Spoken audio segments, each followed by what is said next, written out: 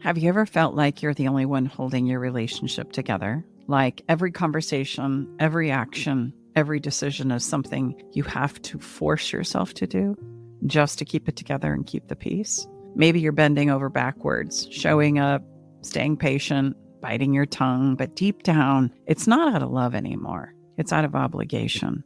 When love starts to feel like a chore, when intimacy feels like something you are owed instead of something you experience from a place of choice and desire, well, the truth is resentments rush in. And here's the brutal truth about the whole thing. Obligation isn't just draining you, it's killing the very emotional connection you're trying so hard to save. Welcome to Love Shack Live, the podcast for those at a relationship crossroads. If you're facing daily conflict, emotional distance, or feeling like the person you love is slipping away, you're in the right place. I'm Staci Bartley, a relationship mentor who has spent over a decade helping couples navigate the hardest moments of life and love. I'm joined by my co-host and lover, Tom, and our daughter, Brooke. And together, we help you understand what's really happening in your relationship and what you can do, more importantly, to change it. So here's the question today. What if obligation, this thing you think is holding your relationship together, is actually the reason it's falling apart? In today's episode, we'll break down the silent ways obligation poisons love, and most importantly, how to shift from obligation to genuine choice. It's time to see your relationship in a way you've never seen it before. So let's dive in.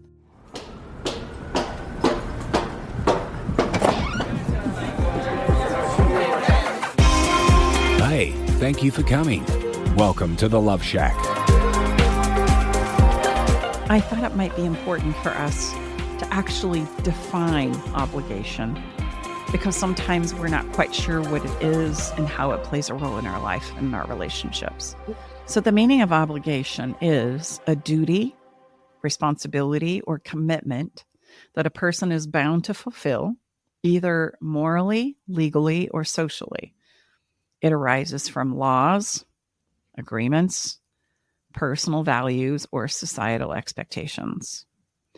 Obligations often require a person to take specific actions or refrain from certain behaviors because of, again, their agreements, their laws, their social structure, their upbringing, their family of origin.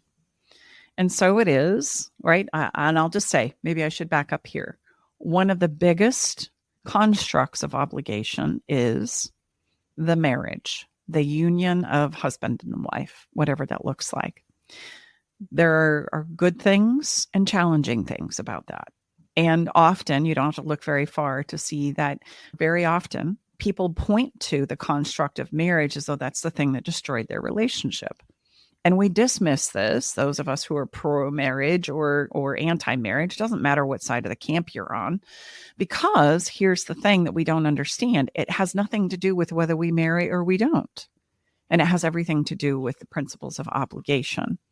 The construct of marriage simply just layers on now legal aspects that we would have to navigate through, or legal obligations that we would have to navigate through, versus just a commitment emotionally between you and me. And there are benefits and challenges for doing such.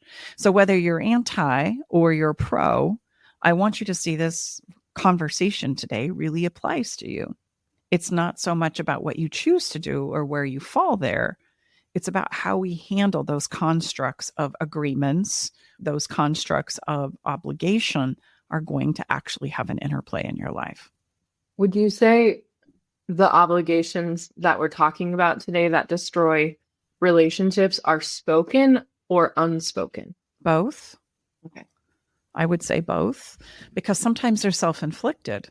Based on where I come from, I could be holding myself to an obligation that nobody else knows about, but it's important to me because of the way I was raised or the religion that I come from. And then you start layering on additional, layers of obligation based in our legal construct or my expectations that I perceive you have of me or vice versa. So these layers of obligations come in many shapes and forms, and they are interplaying with our lives. And most of us are completely unaware of the role that obligation plays in our lives at all. In fact, we can also use this conversation of obligation to manipulate, to control, to force, to coerce. It can become a wonderful little leverage tool. If I know what makes you feel guilty or what your belief or value system is, I can use it to an advantage. This reminds me, one of our roadmap members, I would say maybe she was the first or second round, she said this concept of obligation blew her mind. We speak about agreements in the roadmap, commitments and agreements. And she said, after going through the couple of days about agreements and commitments, she realized the main reason why her and her partner were struggling so much in their marriage was they both came into the marriage with completely different ideas about what being married meant and what the man and woman's roles were. They were basically opposite, but they never spoke about it. So they both were feeling completely unsatisfied, but they could not understand why because they didn't know what to talk about.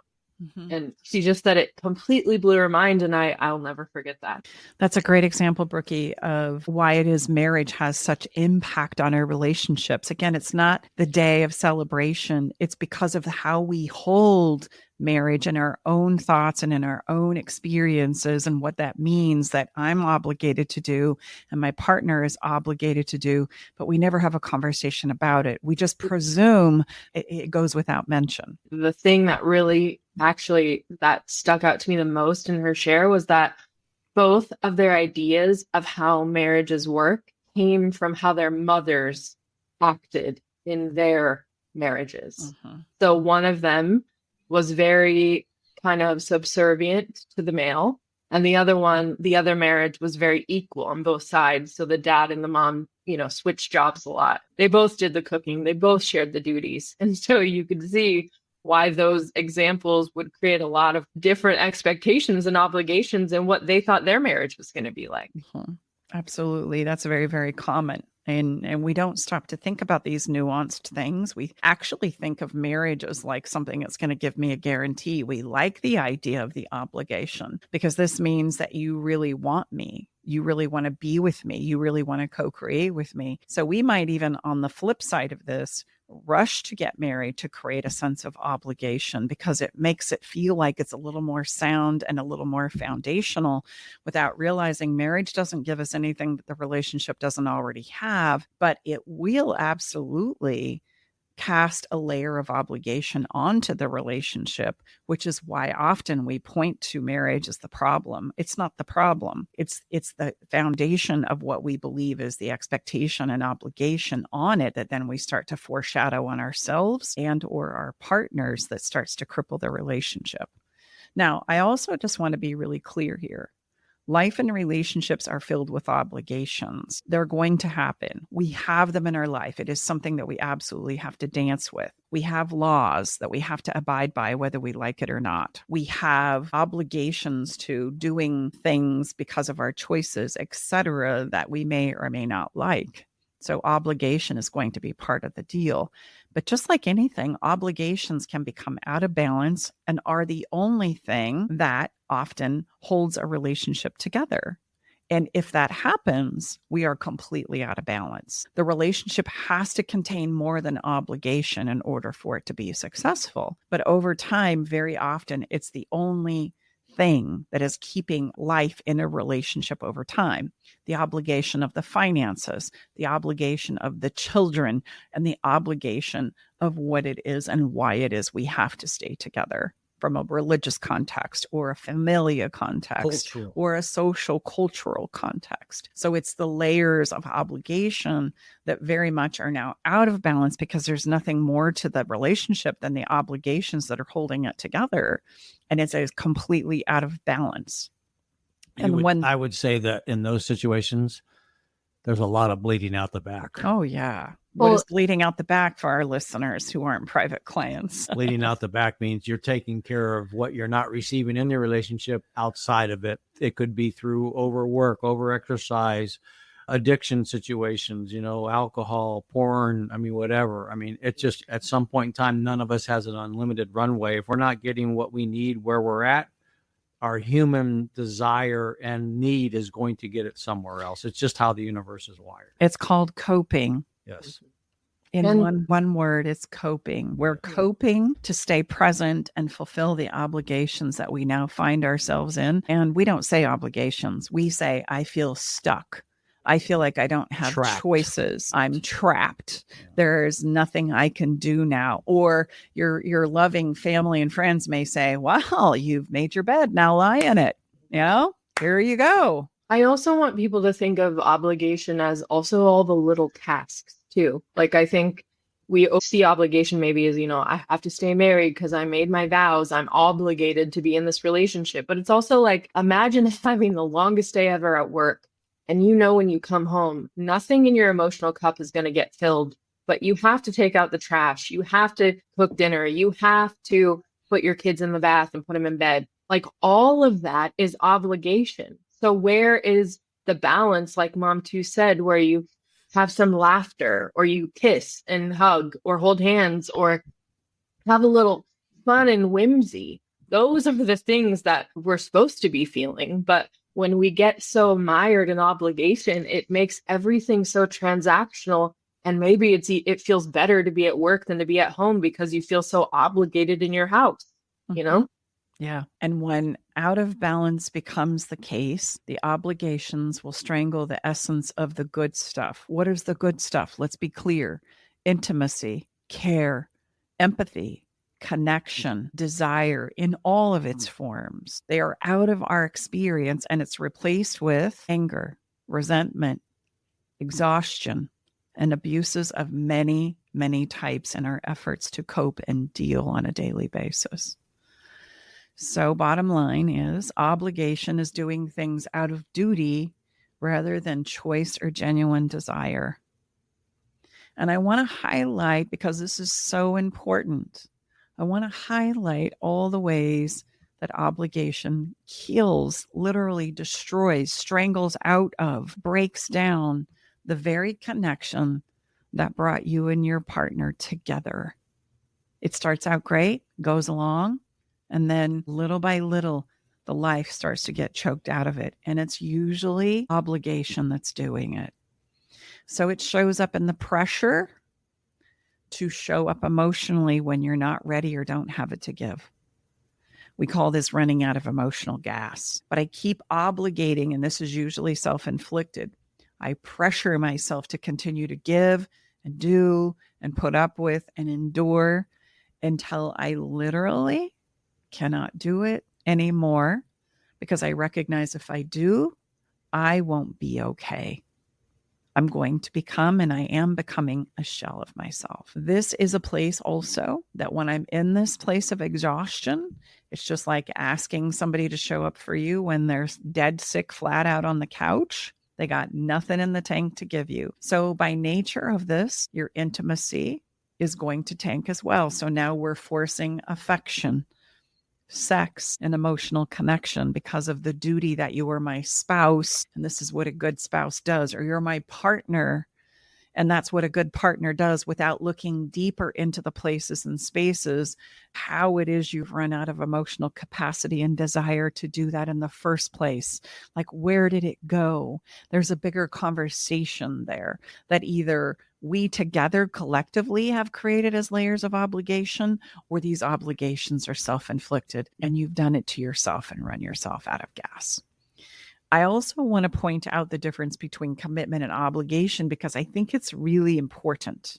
Okay. We would commingle these things as the same, but I want to remind you that commitments are made of free will and choice, where an obligation is something that is imposed on me by others, my upbringing, religion, culture, society, family, the law, etc.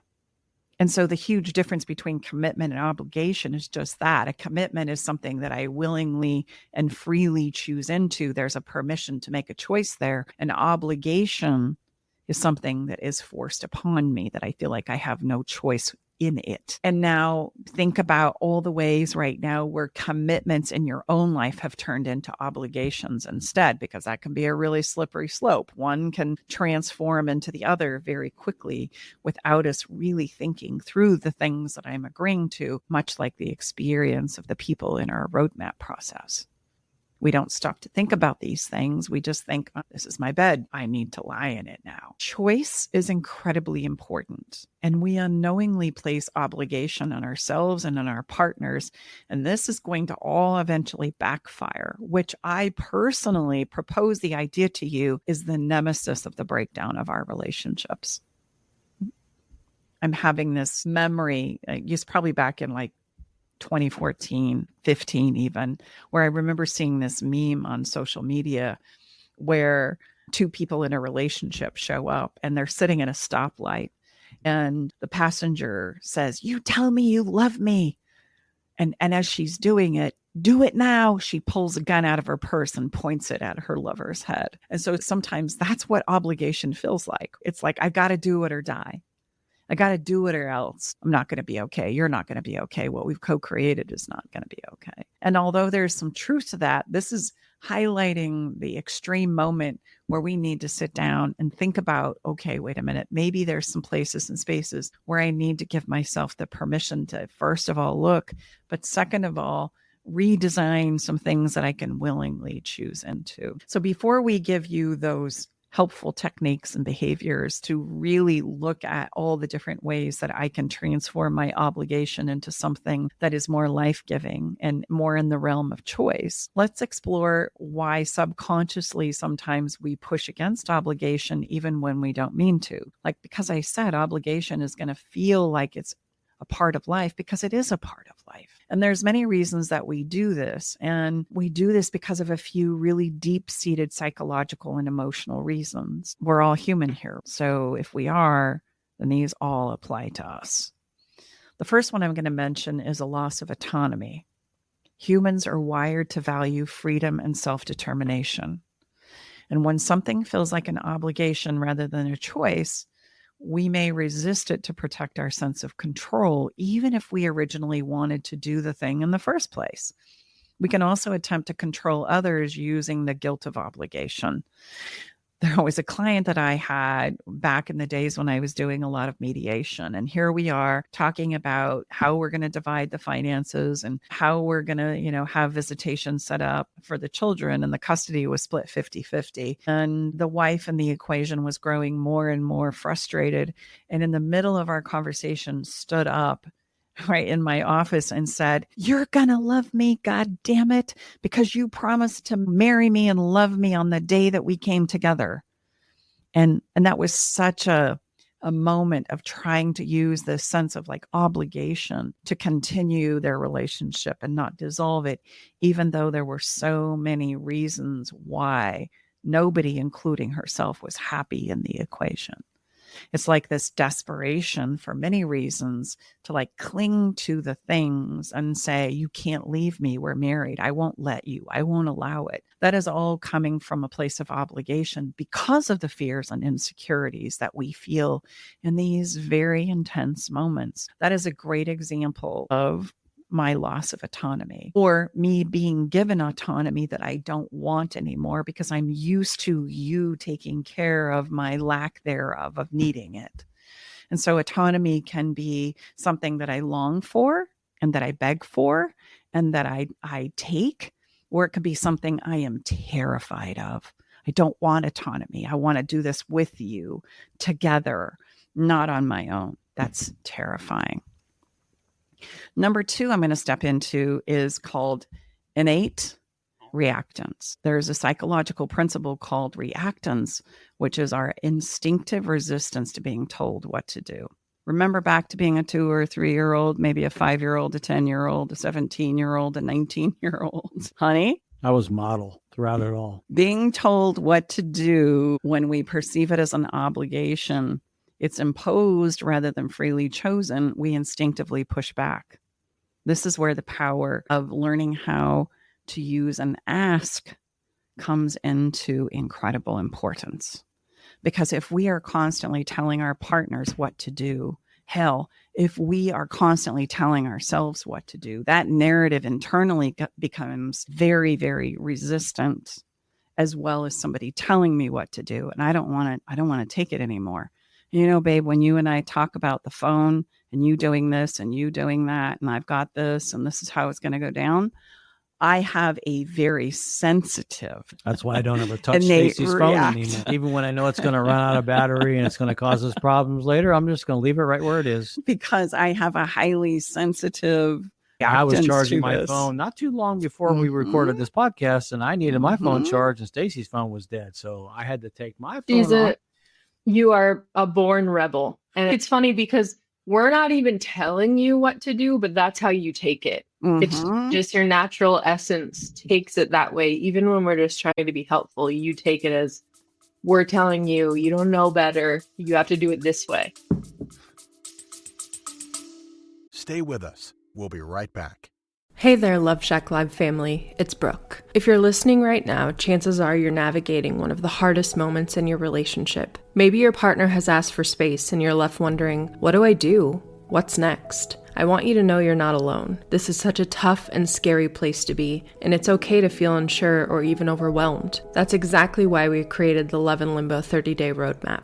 This isn't just another program. It's a sacred, supportive experience designed for those moments when everything feels uncertain. Whether you're trying to make sense of your partner's need for space, navigating your own emotions, or just searching for clarity about what's next, this roadmap is here to guide you. And here's some good news. Our next round begins on January 5th, 2025. To make it even more special for you, our amazing podcast listeners, we're offering an exclusive 15% discount off of all of our programs. Just use code LOVESHACK15 at checkout. This is our way of saying we see you, we value you, and we're here to support you. So don't wait. Head to loveinlimboroadmap.com, use your code, and take that first step towards finding peace, clarity, and connection, whether it's within yourself or your relationship. You're not alone in this journey. We're here to walk it with you every step of the way.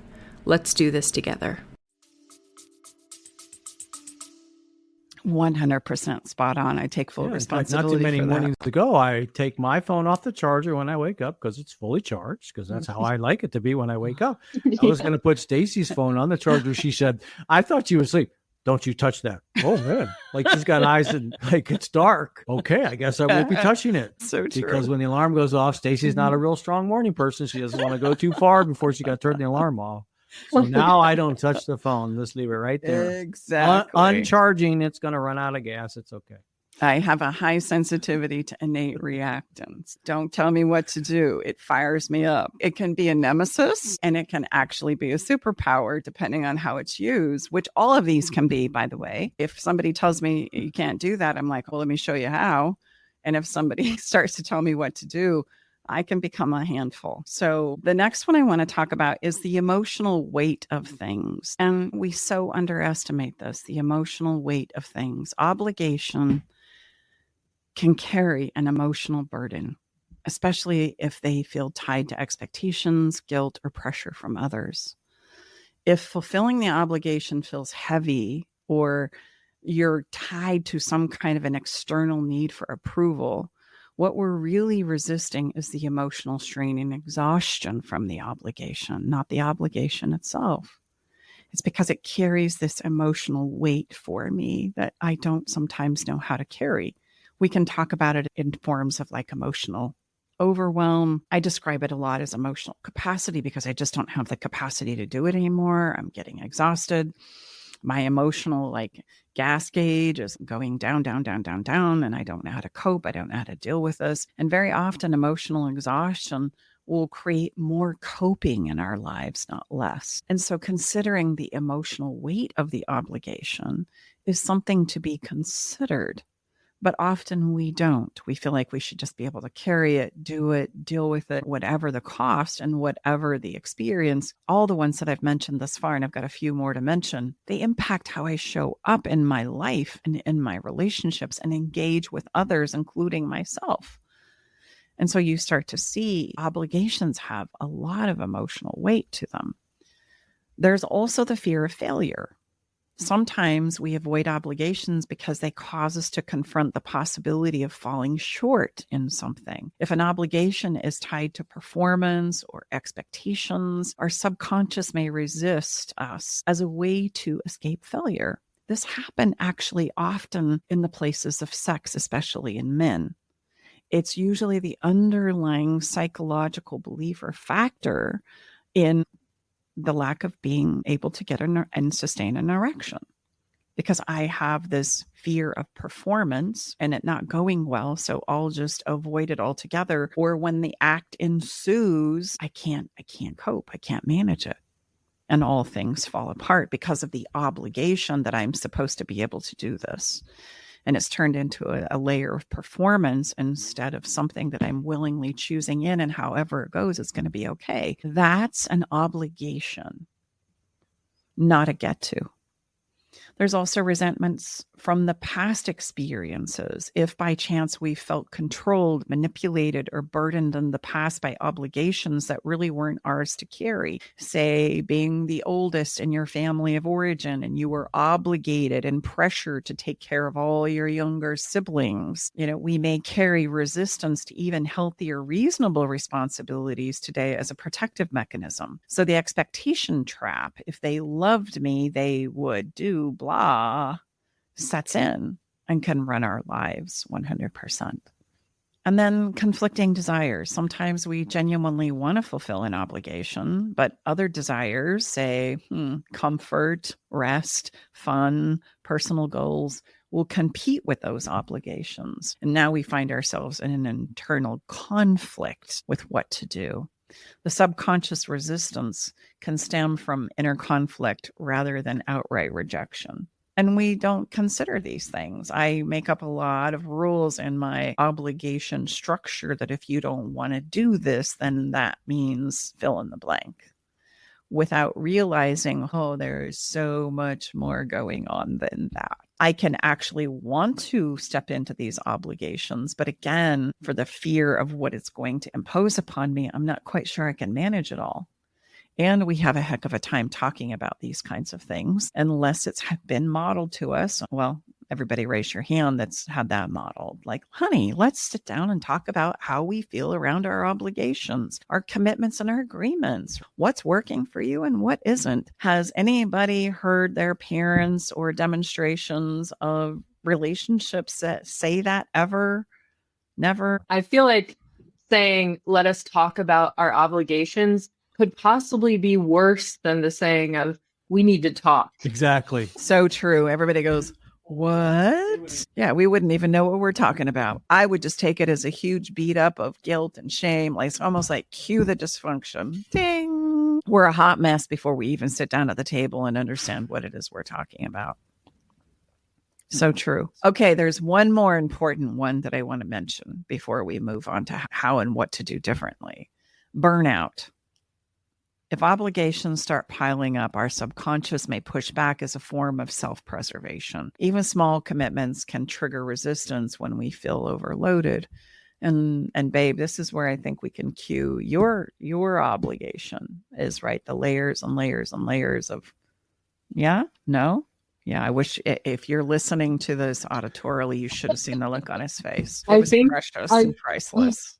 I think my dad, for anyone who's a new listener, Tom is my dad. Staci is my stepmom. So I grew up with my dad being probably, he had the most external obligations and the most self-imposed obligations of any person on the planet, and experienced several periods of burnout during my childhood as a result of this. Well said.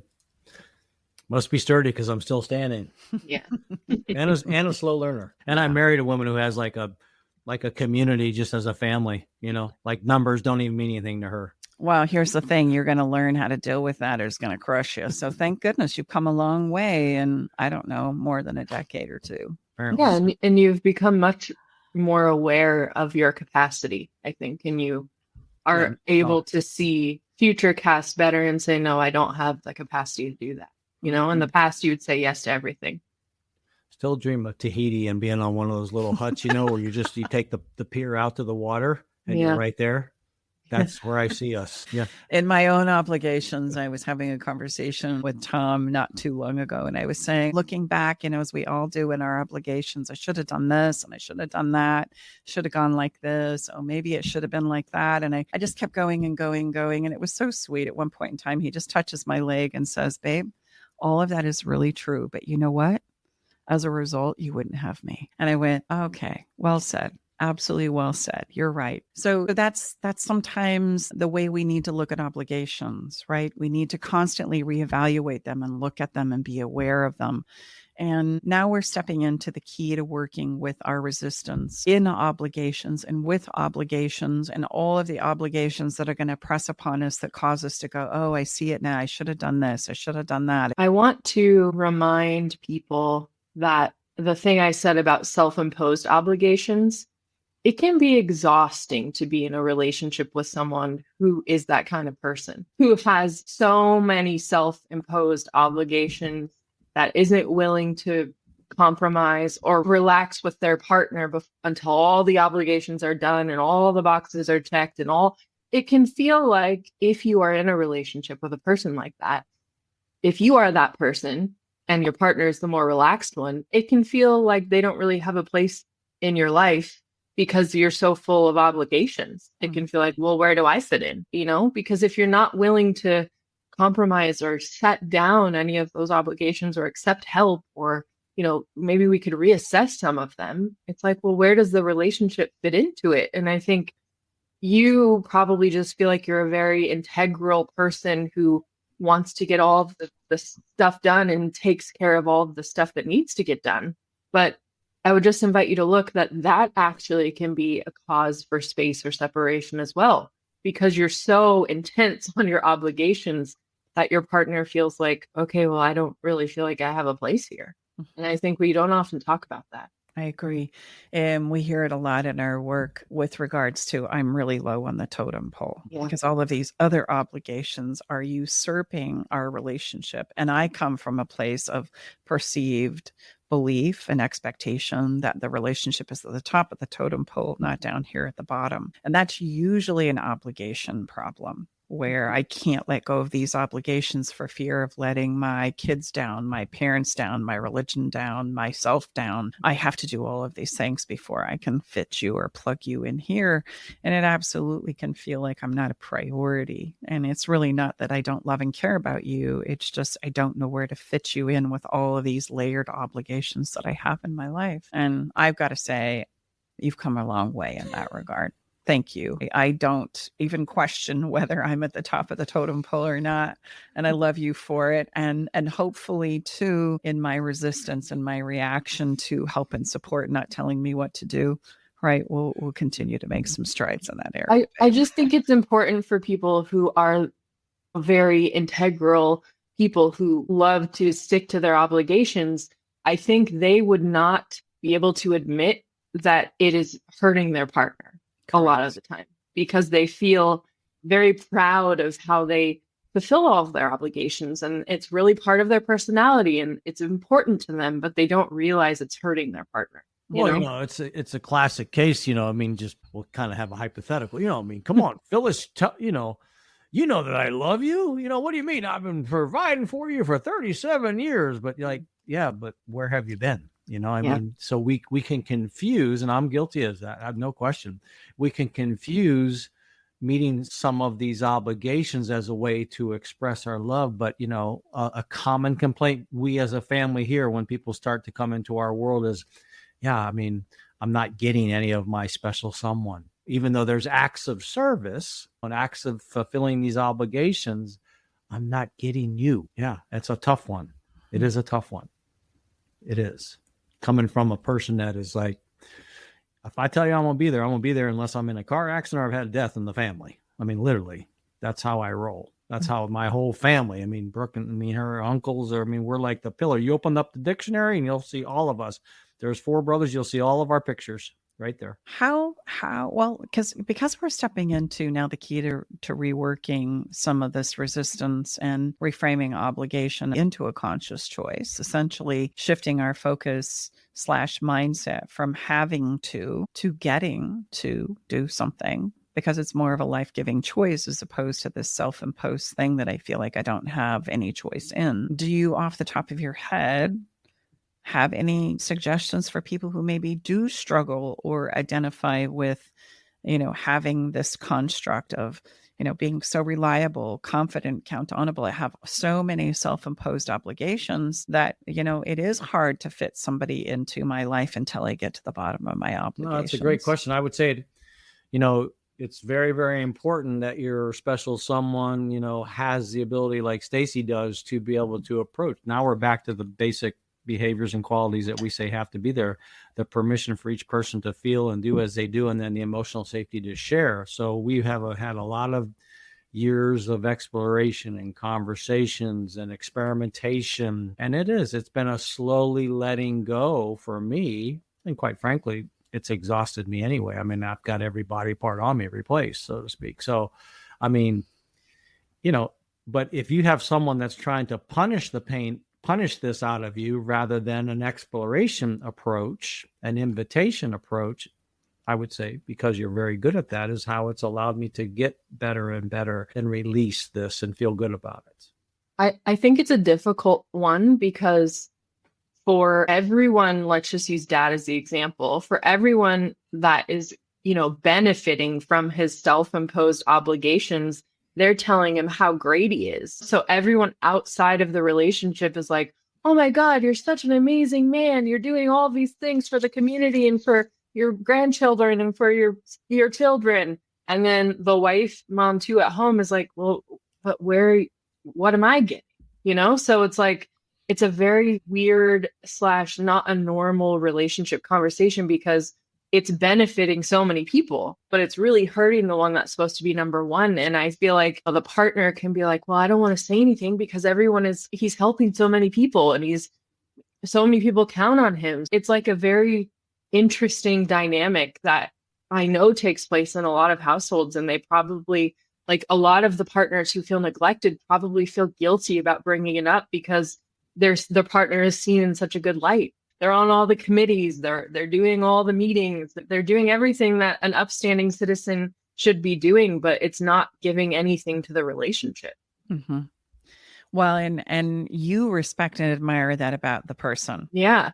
Too. So it's not just others who are respecting and admiring about the person. It's probably the reason why you fooled around and fell in love with them in the first place. And so then all of a sudden it starts to create a lot of conflict. So that is a big one. The breaking free of obligation cycles. Here are some great examples and some ideas to help you start working with this concept of obligation, because it impacts every single one of us. And it is a part of all our relationships, not just some. All of our relationships have to dance with the conversation of obligation. And so the simplest way to deal with obligation is to reframe the obligation as a choice. Because the problem with obligation, as we've maybe touched on, I don't know, a handful of times here, is that I feel forced, that I don't have the ability to choose into or willingly do the thing that I feel like I need to do or want to do or desire to do. It's being imposed upon me. And I really want to highlight here, it doesn't matter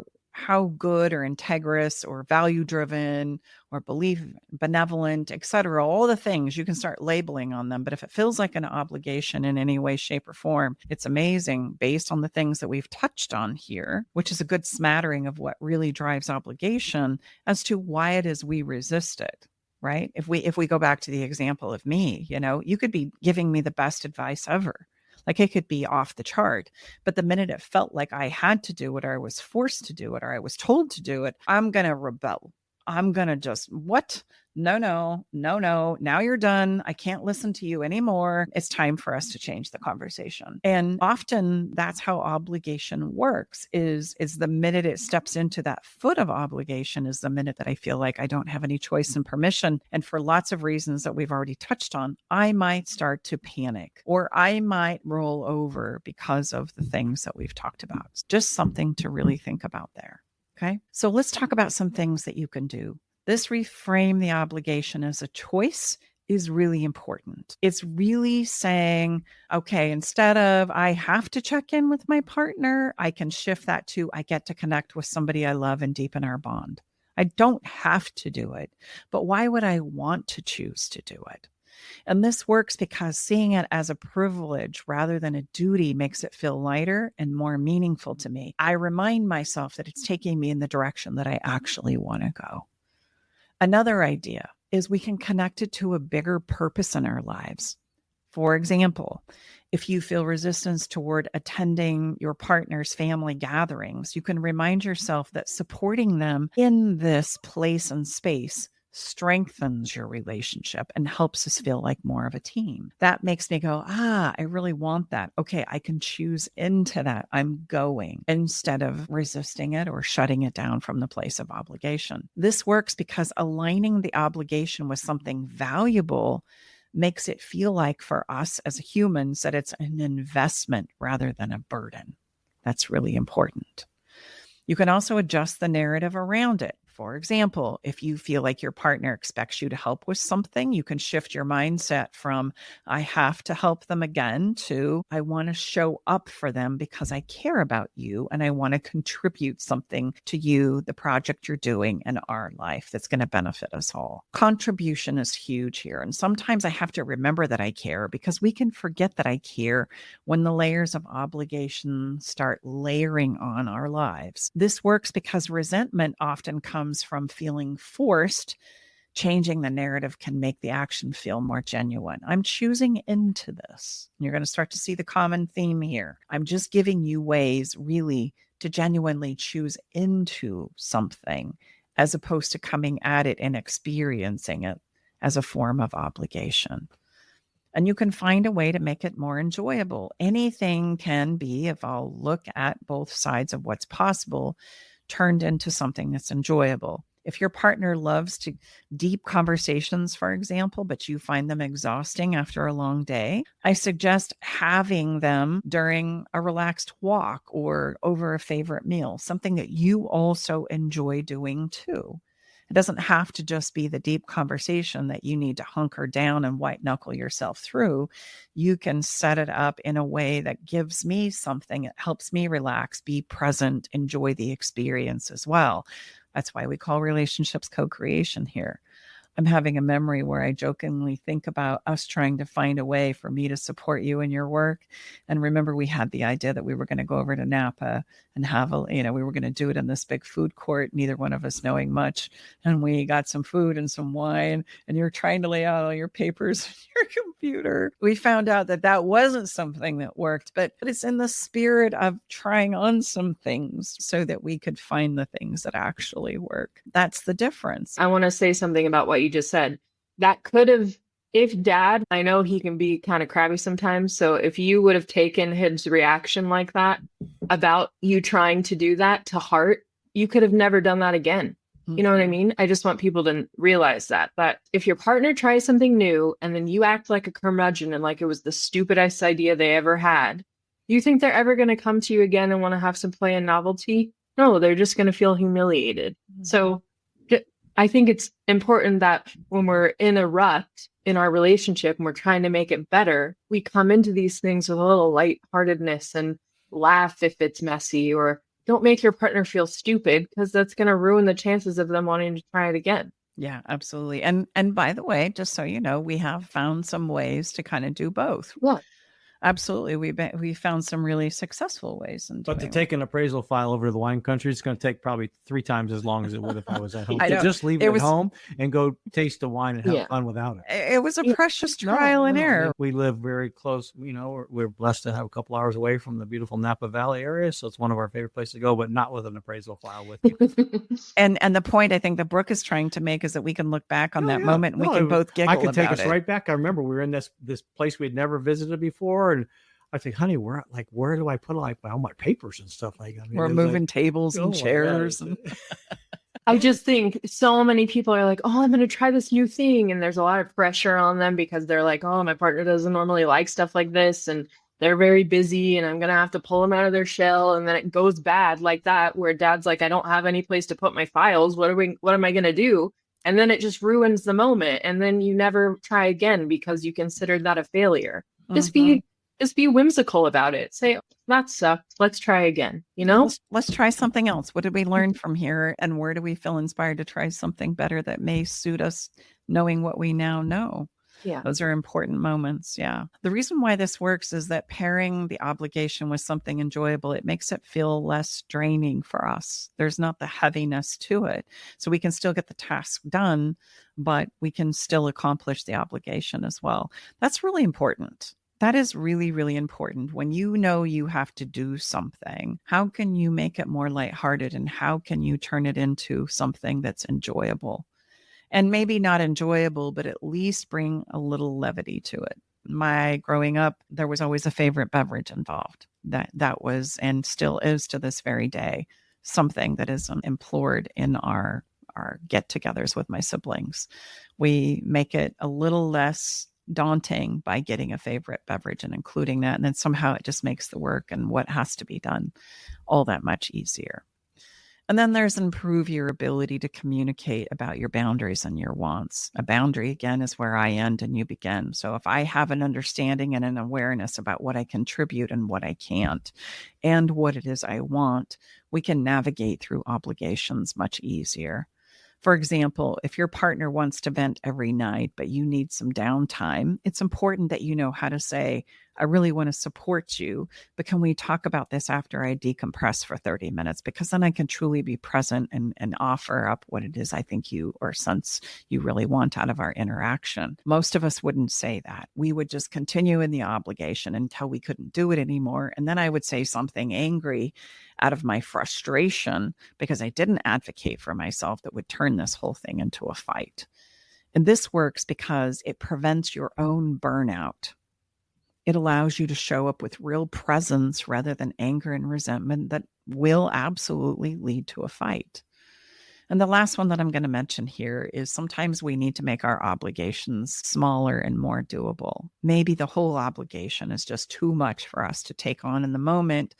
So we need to make it or chunk it down into looking at, I can't do this that you're asking of me, but what I can do is this right now. Is that something that would work for you? And that is a great demonstration of looking at our obligations and what needs to be done and being honest and truthful, shall we say vulnerable about what I can and can't do in this moment. Instead of thinking, I've just got to force myself. I've just got to make it happen. Or, I've got to be the rule keeper. I've got to whip my partner into submission. There's lots of places that this could go. For example, if your partner asks for more affection, but you feel overwhelmed with that because you are exhausted from, I don't know, work, kids, paying the bills, a lot of stress that you have going on internally. You're trying to work some stuff out. You can start small and say, hey, I can commit to fill in the blank. Sending you a wonderful text tomorrow or giving you a hug when you come home or reminding you that I love you and that you are important to me, even though I don't have much more to give. And the reason why this works is instead of just talking about what you won't do, you are demonstrating that you're willing to explore what you can do. And this creates smaller steps that will absolutely help to lessen the emotional resistance and sense of obligation that you're just shutting me down, negating me, etc., invalidating me. Actually, I said that was the last one, but I really actually want to mention one more. The change your environment and or activity is really important because in obligation, we often don't think about, and this is kind of layering what I've already mentioned, bring in some levity to it. If quality time starts to feel like a chore, and this could be date night, the same thing we do, we got a movie and a show, or, we sit on the couch and watch a show at home. If quality time starts to feel like a chore, then we know it's time to add in some variety by switching up the setting or going to someplace new. We can go to a new coffee shop, or we can take a scenic drive, or there's all kinds of things. I won't go into the myriad of details that we could use to actually switch it up a little bit. But sometimes we need to, and that's your sign that if you're feeling daunted by, oh, here we go again, I know how this is going to go. Sex can turn into this too. Okay, here we go. I know how this goes. You do this, I do this. Here, let's get it over with. Takes all of 6 minutes if you're lucky. It's time to switch it up. It's time to add something to the mix. And these are places where we need to learn how to talk about these things. And the reason why this works is variety absolutely will shift the mood and make connection feel exciting rather than obligatory. We're still dancing in this idea of obligation. So as you can see, it's really important for us to start looking at our obligations and identifying them, and then getting creative in regards to how it is we can choose into them using several of the things that I've already mentioned here in our episode. It's important that we can identify when it's creeping in, and that we can absolutely have the ability to shift it into I have to some form of I choose to or I get to, because then it doesn't feel like obligation anymore. And it's important that we learn how to communicate needs without forcing obligation. And this is usually where obligation starts to really choke the life out of us, as we don't realize, or didn't realize until now, that this was something important that we needed to do and keep an eye on.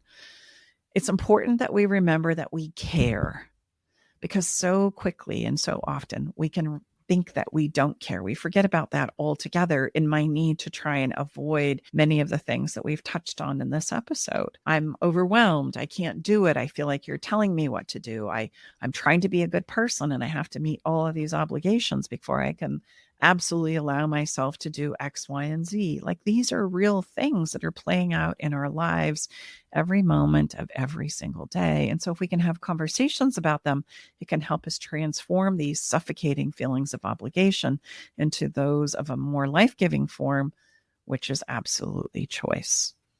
And it all starts and begins by remembering relationships are a get to, and guess what? I can turn them into a choice. So as we wrap up, the things that I hope that you'll take away from this episode is obligation is a slow poison in our relationship. It strips away joy and it strips away choice. Space and separation amplify our obligations based on the thinking, and we make it even more of a problem in this place and space. Like, we rely on obligation to see us through. We're going to start pulling on these threads of obligation to keep the whole thing going without realizing it's the thing that breaks our relationships down. And the antidote for shifting toward genuine choice is permission and respect. So I need to take this obligation and I need to find a way to do that, whether that's showcasing for you what I'm willing to do, I'm capable of doing, and not just shutting it down or dismissing that it is an obligation.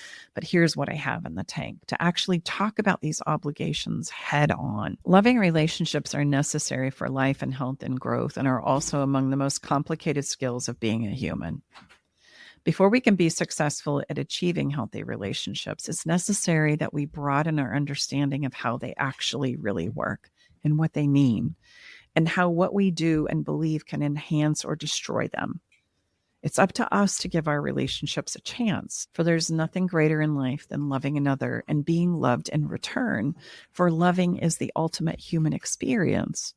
But we actually have to be head-on aware of what breaks them down.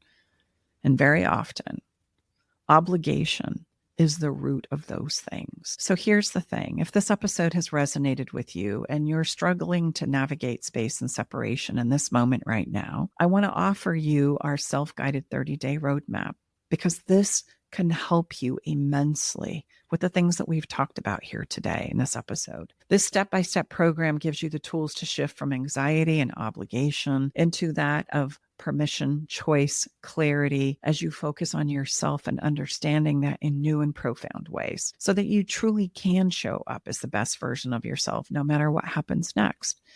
You can start today by visiting the link in our description. Our Follow the Fun today is something that I want to continue the conversation of, because this conversation of obligation is so important. What's one area in your relationship right now where obligation you now see is sneaking in, or that it has had a huge role in your experience thus far? And when you see it, don't blame yourself. Don't beat yourself up, because you know what? This has a role and an interplay in all relationships everywhere, regardless of where you come from.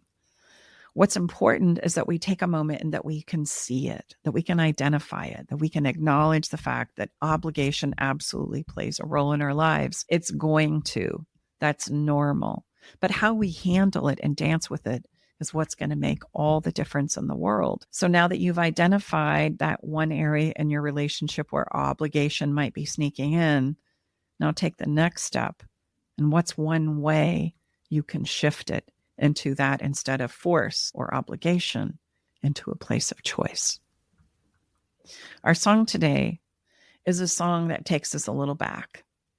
It is a song called If You Don't Know Me By Now by Harold Melvin and the Blue Notes, because this song, even though it's a classic, absolutely talks about how it is we weaken love when one or both people don't put in the effort to understand and fight for their relationship, as it becomes an experience of more and more obligation instead in our efforts to try and cling to it. You can listen to this song along with our entire playlist for every episode we've ever done by searching up Love Shack Live playlist on Spotify. And you can also access it by visiting our website at stacibartley.com and visiting our podcast page, which also contains all of the songs that are related to, I guess you call it a theme song, an anthem song, every episode we've ever done. Without further ado, thank you so much for being here to engage with us in this very important conversation of obligation.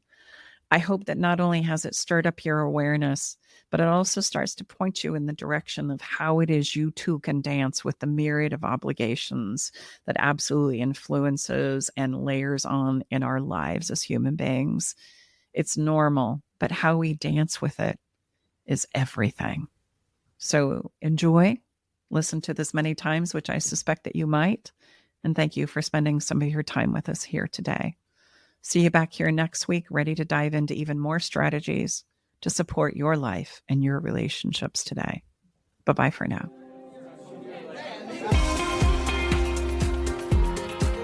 All right, it's time to leave the Love Shack. But before we part ways, we want you to know our door is always open and we'll leave the porch light on, ready to welcome you back whenever you need a dose of relationship wisdom. For more resources and tools, visit us at loveshacklive.com to dive deeper into the topics we've explored and find additional support for your relationship journey. Stay connected by subscribing to our podcast. Thank you for being part of our Love Shack Live community.